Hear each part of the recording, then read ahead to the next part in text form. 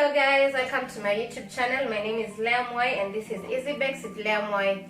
Thank you so much to all those who are subscribing, those who are joining us, and those who are sharing with their friends and family to subscribe. Thank you so much. We are still on the road to 500 subscribers, so in case you know someone somewhere who is interested in baking or who wants to learn a thing or two about baking, make sure that you share this video with them.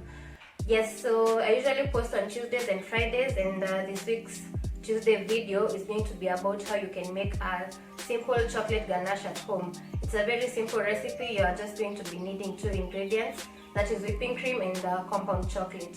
In case you would like to know the type of compound chocolate that I used, make sure that you check out the giant cookies recipe video where I shared everything about the type of chocolate that I used.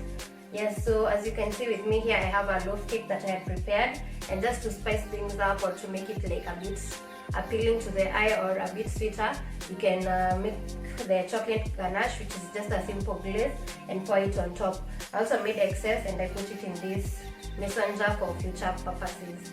Yes, so in case you're interested in knowing how you can make this at home, make sure that you stay along, stay tuned, and let's roll to the video.